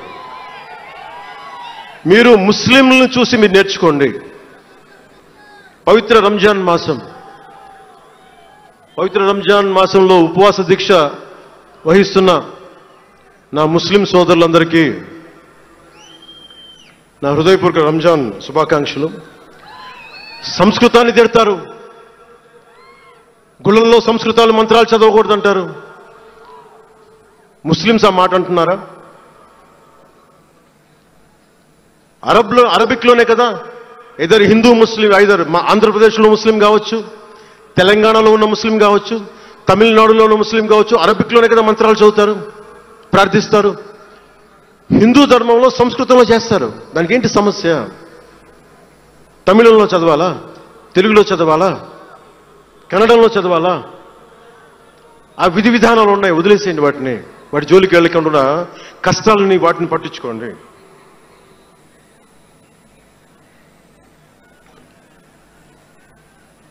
మాట్లాడితే భారతదేశాన్ని ఉత్తరం దక్షిణం అంటూ ఉంటారు. ఆంధ్రాని తెలంగాణ విభజన సమయంలో తెలంగాణ ఇవ్వకపోతే మేము ఈ భారతదేశానికి సంబంధించిన ఒక అన్న స్టేట్మెంట్లు చూసాం, అలాంటి నాయకుల్ని చూసాం. ఆంధ్రాని విభజిస్తుంటే ఆంధ్ర వాళ్ళు మేము ఇక్కడ సంబంధం లేదు, మేము భారతదేశంలో ఉండమన్న స్వయం నాయకులు నా దగ్గర అన్నారు. అంటే తెలంగాణ ఇవ్వకపోయినా, ఆంధ్ర ఇవ్వకపోయినా, విడగొట్టినా మేము భారతదేశంలోంచి విడిపోతామన్న మాటలు మీరు ఎలా మాట్లాడతారు? అంటే ప్రతి ఒక్కరికి కోపం వచ్చినప్పుడల్లా కట్ చేయడానికి భారతదేశం ఏదైనా కేక్ ముక్కండా మీ అందరికీ? కట్ చేయడానికి, భారతదేశ సమగ్రతని విధ్వంసం చేయడానికి ఒక్కడు ఉంటే నాలాంటి వాళ్ళు 10 కోట్ల మంది బయటకు వస్తారు. తస్మాత్ జాగ్రత్త. నార్త్ సౌత్ డిబేట్కి నా సమాధానం ఒకటే. ఉత్తరాదిన ఉన్నది హిమాలయాల్లో, ఉత్తరాదినున్న హిమాలయాల్లో ఉంది పరమశివుని కైలాసం. దక్షిణాదిన ఆయన కుమారుడు కుమారస్వామి మురుగన్ నివాసం. ఈ దేశాన్ని విడగొట్టే ధైర్యం, సాహసం ఎవ్వడికి ఉందని నేను అనుకోను. ఆ భయం నాకు లేదు. వారు ఎంచుకున్న ప్రదేశం ఈ భారతదేశం. అలాంటి దేశాన్ని విడగొట్టాలి అనుకుంటే ఒకసారి ఆలోచించి మాట్లాడండి. భాష వేరు, భావం వేరు. మీరు బయట వారు, మేము లోపల వారం. మీరు ఉత్తరాది వాళ్ళు తెల్లగా ఉంటారు, మేము దక్షిణాది వాళ్ళు నల్లగా ఉంటామంటే మా ఇంట్లోనే ఒకళ్ళు, మా అన్నయ్య 6 అడుగులు 2 అంగుళాలు 3 అంగుళాలు, నేనేమో 5 అడుగులు 9 10 అంగుళాలు. నేను మా బంధువుల్లో అన్ని రకాల వాళ్ళు ఉంటాం. కొంతమంది నల్లగా ఉంటాం, కొంతమంది తెల్లగా ఉంటాం. ఏం చెప్తాం దీనికి? అర్థం పర్థం లేని మాటలేంటి ఇవన్నీ? ఇలాంటి మాటలతోటి దేశాన్ని విచ్ఛిన్నం చేయకండి. రాజకీయ వైరుధ్యాలు వేరు, ఆ వైరుధ్యాలు ఉండడం సహజం. వైరుధ్యాలు ఉన్నాయి అనే నెపం మీద దేశాన్ని ముక్కలు చేయకండి. దక్షిణాదినున్న సెంగోల్, ఉత్తరాదినున్న ఢిల్లీ పార్లమెంట్లో ఉంది. ఒకవేళ వైరుధ్యం వస్తే వేర్పాటువాదం విడిపోమని కాదు, అది కాదు, కలిసి పరిష్కారం వెతకమని. డీలిమిటేషన్ ఉంది ఈ రోజున. డీలిమిటేషన్ జరిగితే పార్లమెంట్ సీట్లు దక్షిణాదికి తగ్గిపోతాయి అంటే అసలు తగ్గుతాయా లేదని డిస్కషన్ పెట్టండి. దానికి నేను రూపీ సింబల్ మార్చేస్తాను, నా భాషలో పెడతానంటే అప్పుడు మేము తెలుగులో కూడా పెట్టాలి. దానికి కన్నడ వాళ్ళు కన్నడలో పెట్టాలి, గుజరాతీ వాళ్ళు గుజరాతీలో పెట్టాలి, మహారాష్ట్ర వాళ్ళు మహారాష్ట్రలో పెట్టాలి. దేనికైనా ఒక వివేకం, ఆలోచన ఉండద్దా?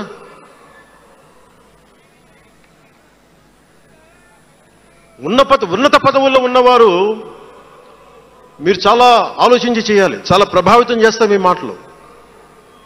ఒకటి విధ్వంసం చేయడం తేలిక, ఒకటి నిర్మాణం చేయడం తేలిక, కష్టం. నేను వివక్ష అనిపించలేదు అనుకుంటున్నారా మీరందరూ? తమిళనాడులో పెరిగినప్పుడు 14 ఏళ్ల వయసులో నేను తమిళనాడులో పెరిగినప్పుడు మైలాపూర్ స్కూల్ ఉన్నారే, గొల్టింగ వాడ అని పిలిచేవాడు. నేను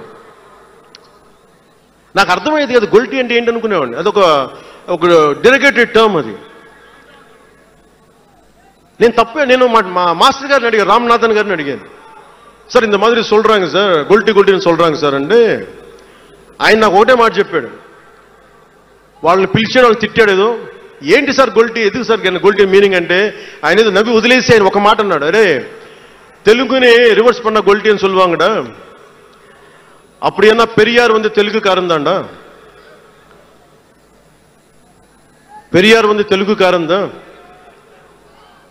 బలిజన్ నాయకర్ సార్ అవరు. ఆ టైంలో ఇప్పుడు మన తిరుపతి రాయలసీమలో ఉండే బలిజనాయుడు కులానికి చెందిన వ్యక్తి పెరియార్ గారు, తెలుగు. ఆయన ద్రావిడ ఉద్యమ రూపకర్త. సో అందుకని భాషదేముంది,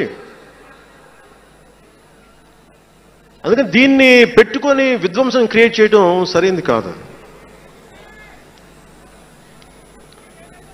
నేను మీకోసం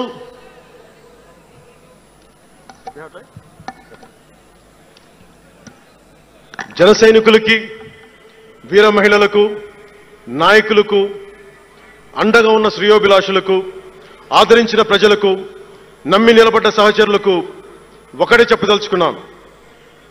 మీరే నా బంధం, మీరే నా అనుబంధం, మీరే ఈ జనసేనానికి రక్త సంబంధం. మనందరికీ ఒక కీలక కర్తవ్యం ఉంది.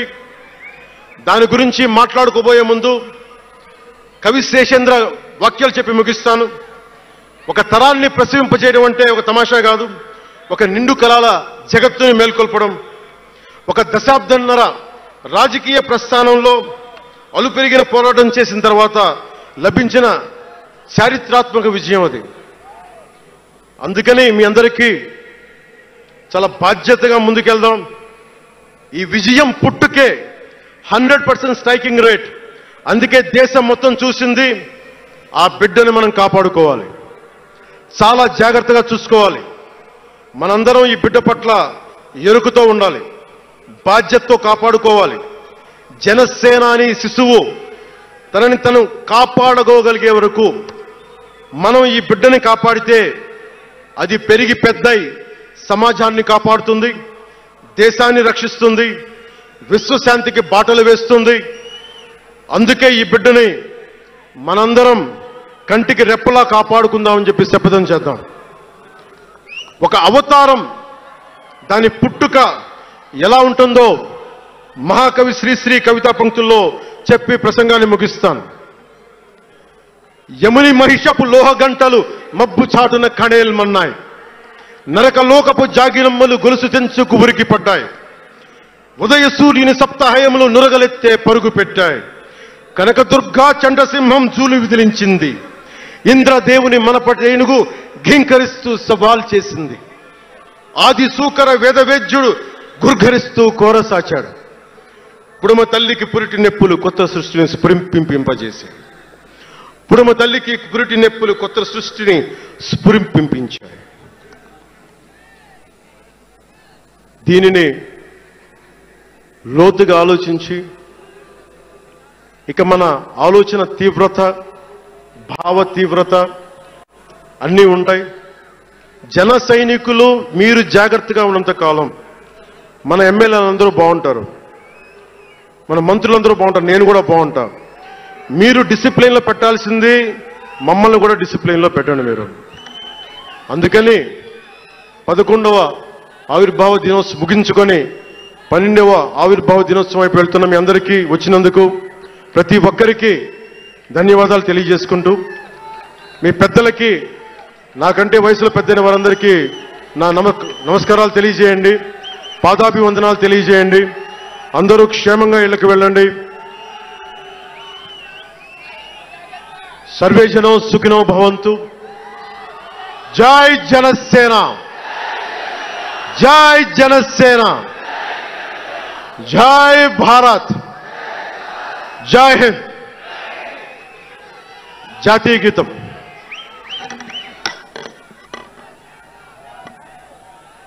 जनगण मन अधिनायक जय हे भारत भाग्य विधाता। पंजाब सिंध गुजरात मराठा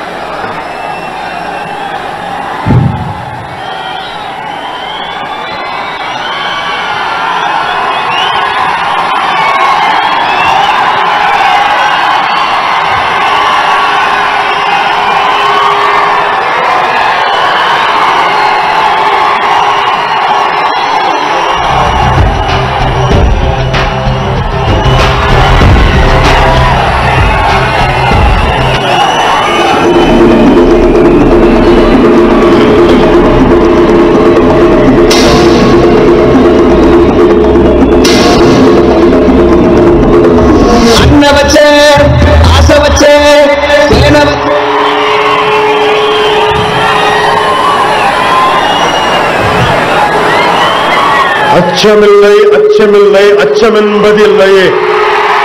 இச்சகத்து உள்ளரெல்லாம் எதிர்த்து நின்று போதினும் அச்சமில்லை அச்சமில்லை అచ్చమెన్బదిల్లయే. భయం లేదు, భయం లేదు, భయమన్నది లేనే లేదు.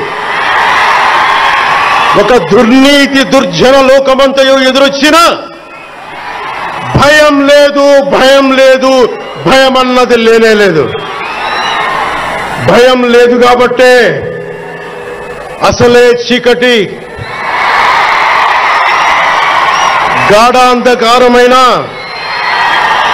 వెళ్లే దారంతా గోతులు, గుంతలు, లోయలు, అగాధాలు ఉన్న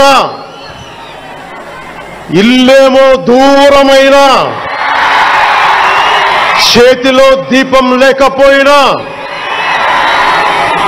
గుండె ధైర్యమే కవచంగా ధరించిన వాణ్ణి కనుకే అన్నీ ఒక్కడే అయి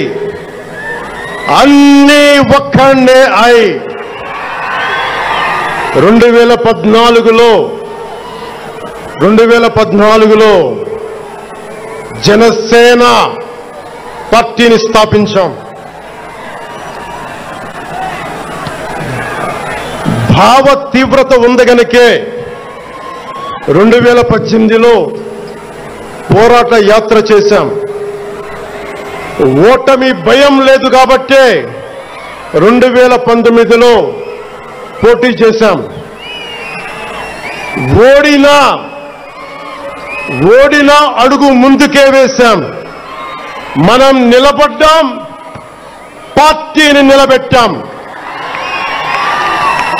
మనం నిలదొక్కుకున్నాం. మనం నిలదొక్కుకోవటమే కాకుండా 4 దశాబ్దాల టీడీపీ పార్టీని కూడా నిలబెట్టాం.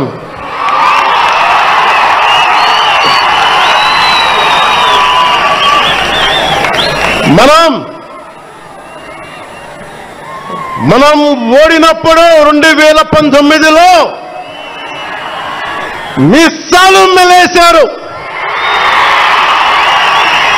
జబ్బలు చరిచారు, తొడలు కొట్టారు, మన ఆడపడుచుల్ని అవమానించారు, ప్రజల్ని నిరంతరం హింసించారు. ఇదే న్యాయమని మన నాయకులు, మన జన సైనికులు, మన వీర మహిళలు అందరూ అడిగితే, గొంతెత్తితే వారిపైన కేసులు పెట్టారు, జైళ్లలో పెట్టారు, నిర్బంధంలో తోశారు. 4 దశాబ్దాల సుదీర్ఘ రాజకీయ అనుభవం ఉన్న నాయకుణ్ణి అక్రమ కేసుల్లో బంధించారు. వారి తెలుగుదేశం పార్టీ కార్యకర్తల్ని, సీనియర్ నాయకుల్ని రోడ్డు మీదకి రావాలంటే భయపడేలా చేశారు. ఇక్కడ అలాంటి వాణ్ణి తిట్టని తిట్టు లేదు, పాల్ చేయని అవమానం లేదు, చేయని కుట్ర లేదు, వేయని కుతంత్రం లేదు. ఈ ఎన్నికల్లో అసెంబ్లీ గేటును కూడా తాకలేవు అని మనల్ని ఛాలెంజ్ చేసి సరిచిన ఆ తొడల్ని బద్దలు కొట్టాం. ఏం చేశాం? బద్దలు కొట్టాం. బద్దలు కొట్టి ఆంధ్రప్రదేశ్ అసెంబ్లీలో 21 మంది ఎమ్మెల్యేలతోటి, పార్లమెంటులో 2 ఎంపీలతోటి అడుగుపెట్టాం. దేశమంతా తల తిప్పి తిరిగి చూసేలా 100% స్ట్రైక్ రేట్తో ఘన విజయం సాధించాం. ఎన్డీఏ కూటమి ప్రభుత్వాన్ని నిలబెట్టాం. ఈ రోజు జయకేతనం ఎగరేస్తున్నాం. జై జనసేన, జై జనసేన, జై జై జనసేన, జై.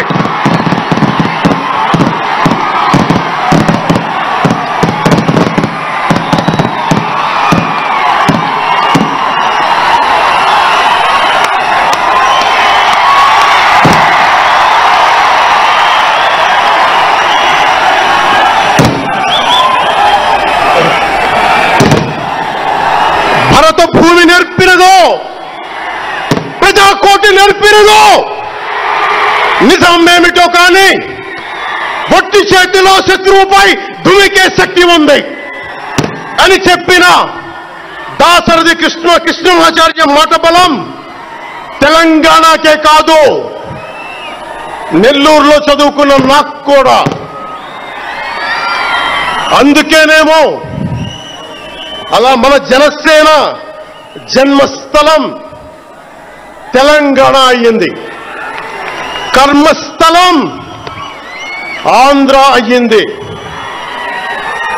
రుద్ర వీణ వాయిస్తా అగ్ని ధారలు కురిపిస్తా, తిరుగుబాటు జెండా పట్టిస్తా, దుష్ట పాలన నుండి విముక్తి కలిగిస్తా అన్న కృష్ణమాచార్య మాటలు మాకే కాదు,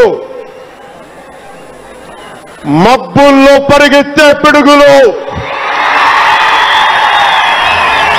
వేట కోసం బయటకొచ్చిన కొదమ సింహాలు వారికి కూడా ఊతమిచ్చినాయి. ఊతమివ్వబట్టే 24 ఎన్నికల్లో దాష్టీక ప్రభుత్వాన్ని దించి కూటమి ప్రభుత్వాన్ని, ఎన్డీఏ కూటమి ప్రభుత్వాన్ని గెలిపించారు. అందుకని మీ అందరికీ గుండెల్లోతుల్లో నుంచి ధన్యవాదాలు.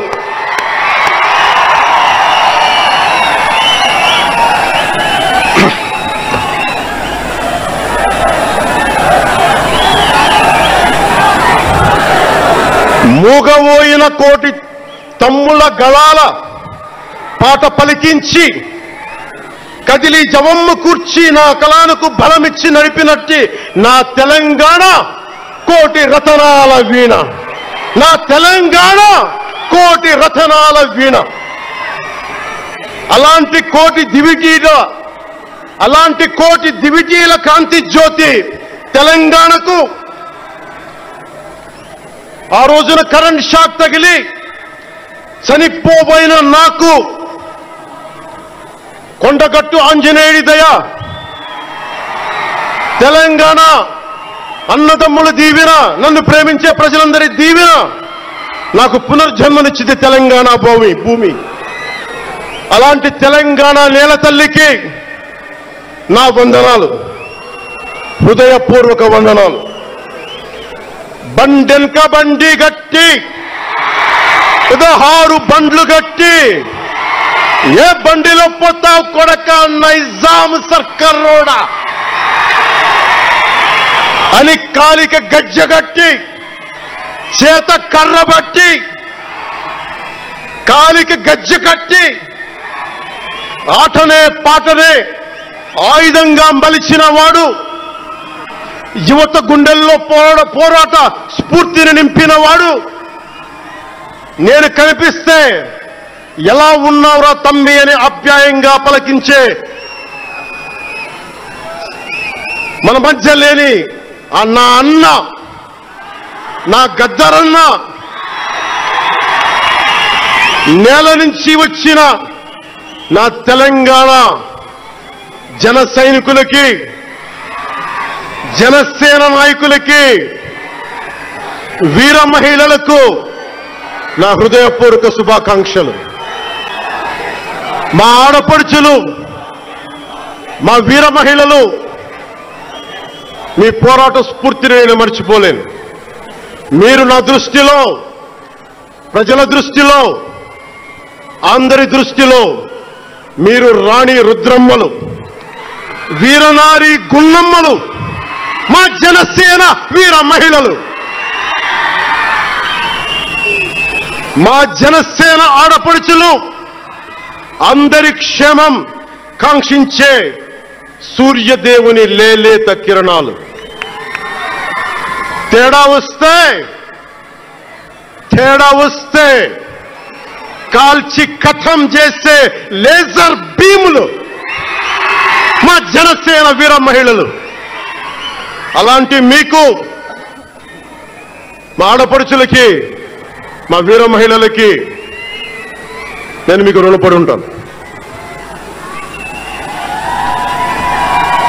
ఈ రోజున కొనతాల గారు చెప్పినట్టుగా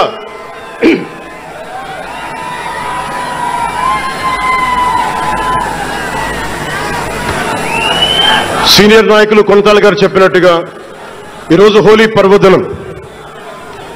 రంగులు, ఉత్సాహం, మైత్రిని పంచే పండగ. చెడిపోయింది మంచి వచ్చిందని చెప్పి రంగులు చల్లుకునే పండగ. మన జయకేతనం ఎగరవేసిన రోజున హోలీ కూడా రావటం యాదృచ్ఛికం కాదు, భగవంతుడి నిర్ణయం. అందుకని దేశ ప్రజలందరికీ నా హోలీ శుభాకాంక్షలు తెలియజేస్తా ఉన్నాను. ये भगवान का आशीर्वाद है कि जनसेना का यह खास दिन होली के पावन त्योहार के साथ आया है. मेरे लिए होली रंगों का त्योहार है, एकता का त्योहार है, दोस्ती का उत्सव है, खुशी और उल्लास का पर्व है. इस शुभ अवसर पर मैं इस मंच से पिठापुरम से आप सभी को होली की हार्दिक शुभकामनाएं देता हूं. తమిళనాడు నుంచి నాకు ఎంతో ప్రేమనిచ్చారు. మన స్పీచ్లు చూస్తారంటే నాకు తెలియదు. మన తమిళనాడు పర్యటనకి వెళ్తే అందరూ నాకు ఎంతో ప్రేమనిచ్చారు. షణ్ముఖ యాత్రకి వెళితే నేను తమిళనాడులో చాలా కీలకమైన దశలో ఉన్నవాడిని, పెరిగినవాడిని. సుబ్రహ్మణ్య భారతీయారిని స్ఫూర్తిని నింపుకున్నవాడిని. అలాంటి తమిళనాడు ప్రజలందరికీ నా మనస్ఫూర్తిగా మీకు నా నమస్కారాలు. రమణ మహర్షి ఉళ్ళిట్ట ఎన్నెట్లు సిద్ధర్గల్ వాళింద సిద్ధపేట్లో సిద్ధర్ భూమి ఉలహ పుదుమరియం తిరుక్కురళవై உலகக்கு தந்த ஞான பூமி அச்சமில்லை என முழுங்கிய மகாகவி பாரதியார் வீரபூமி உலகத்தை ரட்சிக்கும் கந்தசஷ்டி கவசம் எனும் அருண்கோடை தந்த ஆன்மீக பூமியாம் தமிழகத்தை சேர்ந்த என் அன்பு உள்ளங்களுக்கு எனது அன்பு நிறைந்த வணக்கங்கள். మన మహారాష్ట్రకి వెళితే నాకు మహారాష్ట్రలో అభిమానులు ఉంటారు. అది కూడా రాజకీయ పరంగా ఉంటారు, సినిమాల పరంగా కాకుండా అని నాకు తెలియలా. ఎంతో ప్రేమనిచ్చారు. గౌరవ మహారాష్ట్ర ముఖ్యమంత్రి దేవేంద్ర ఫడ్నవీస్ గారు నన్ను రమ్మని 19 నుంచి అడుగుతా ఉన్నారు. అప్పుడు కుదరలా, 24లో కుదరలేదు, 19లో కుదరలేదు, 14లో కుదరలేదు. మొన్న హర్యానాలో మీరు రావాలి ఖచ్చితంగా అని చెప్పి ప్రత్యేకించి నన్ను పిలిపించారు. నేను ఎన్డీఏ కూటమి కోసం ప్రచారం చేశాను, భారతీయ జనతా పార్టీ కోసం. వెళ్ళిన అన్ని సీట్లు దాదాపు 95% మనం గెలిచాం, ఒక్క సీటు తప్ప. మీకు తెలుసు, నాకు మరాఠీ నేల, మహారాష్ట్ర నేల, ఛత్రపతి శివాజీ మహారాజ్ నేల, ఛత్రపతి సంభాజీ మహారాజ్ నేల. అలాంటి నేలకి ఇక్కడ మనకి ఉన్నారా మీరు? ఓకే. ఇక్కడ మన స్వామీజీ పేరేంటి? ఇక్కడ మన స్వామి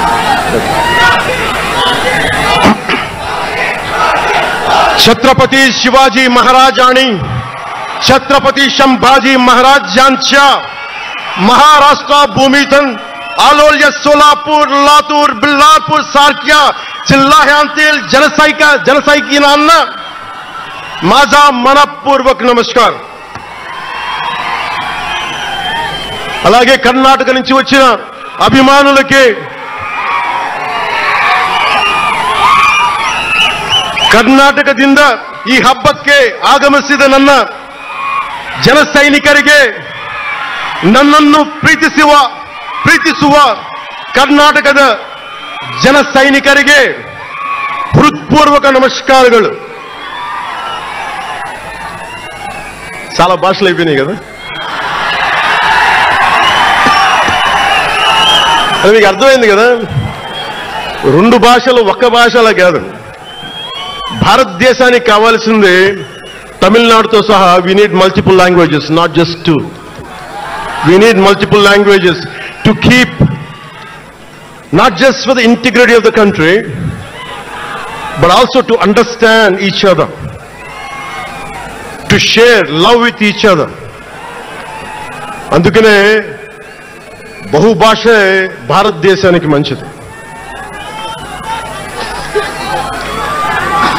చెప్తామా? భారత్ మాతాకి జై. బోలో భారత్ మాతాకి.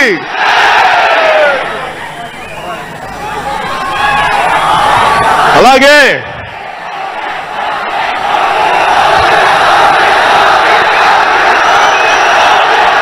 చేద్దాం, చాలు వస్తుంది. ఇందాక స్టేజ్ పైకి వచ్చేటప్పుడు కిందకి వెళ్ళాం, మళ్ళీ సభ ముందు చాలా సినిమాలు ఆపండి, చాలు ఓజీ, చాలు ఓజీ, చాలు. అంటే మీ అందరికీ నేను సినిమాలు ఎందుకు వద్దని చెప్తానంటే, సినిమాలు తక్కువ చేయడం నా ఉద్దేశం కాదు. మీరు ఓజీ సినిమాకి వెళ్ళి జనసేన జిందాబాద్ అని ఎలా అనకూడదు, ఇక్కడికి వచ్చి సినిమా ఎందుకు అనకూడదంటే, ప్రాణాలు తెగించినారు ఇక్కడ వాళ్ళందరూ, ఇక్కడ జన సైనికులు. ఎందుకు సినిమా మాట్లాడకూడదు అంటే, 450 మంది పైచీలకు జన సైనికులు సినిమాలను కాదు సిద్ధాంతాలు నమ్మి చనిపోయారు.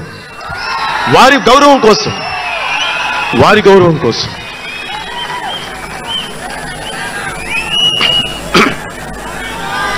ఇందాక వద్దాం, అవి కూడా వినండి. మీరు వింటలేదని అర్థం. నా పేరు అరుస్తున్నారంటే మీరు నా మాట వింటలేదని. నా మాట వింటే 151 ఉన్న సీట్లు పార్టీ పోయింది. అందుకే నా మాట వినాలి, కూర్చోండి.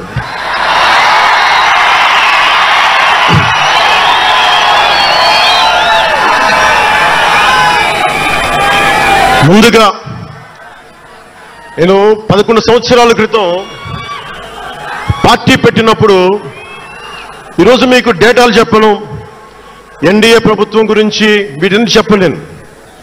నేను మీతోటి 11 సంవత్సరాలు పార్టీని ఎలా నడిపాం, ఏ బేసిస్తో నడిపాం, నా కష్టాలేంటి, నేను పడ్డ ఇబ్బందులేంటి, కొన్ని పంచుకుంటాను.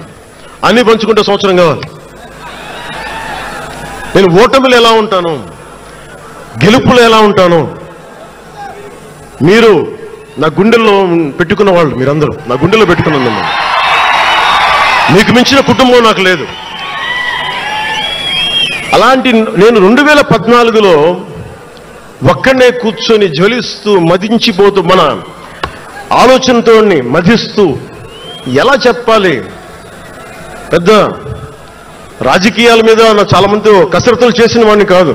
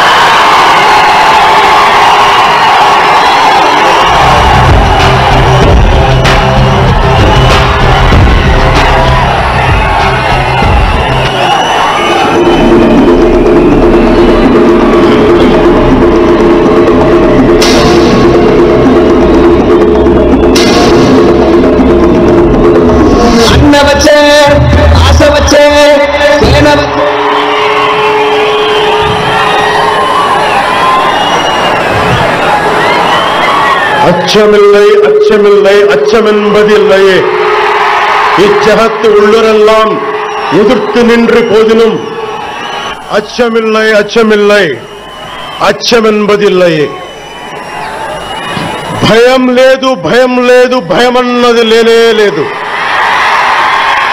ఒక దుర్నీతి దుర్జన లోకమంతయు ఎదురొచ్చినా భయం లేదు, భయం లేదు, భయం అన్నది లేనే లేదు.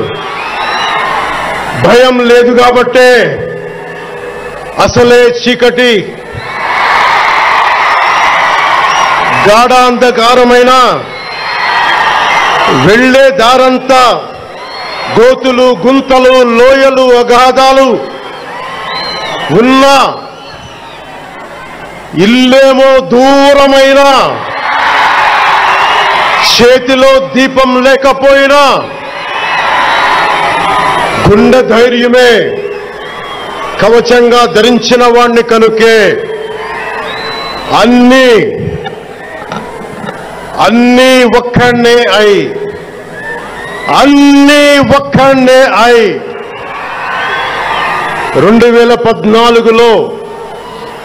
2014లో జనసేన పార్టీని స్థాపించాం.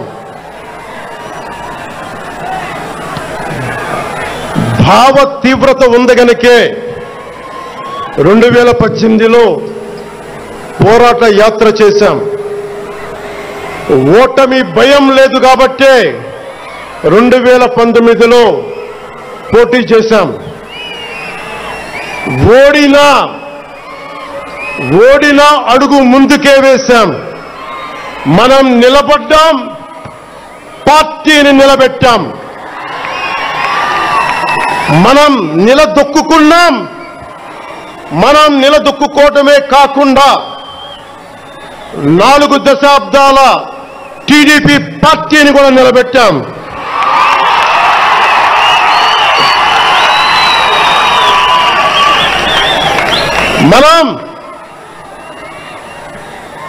మనం ఓడినప్పుడు 2019లో మిస్సాలు మెలేశారు, జబ్బలు చరిచారు, తొడలు కొట్టారు.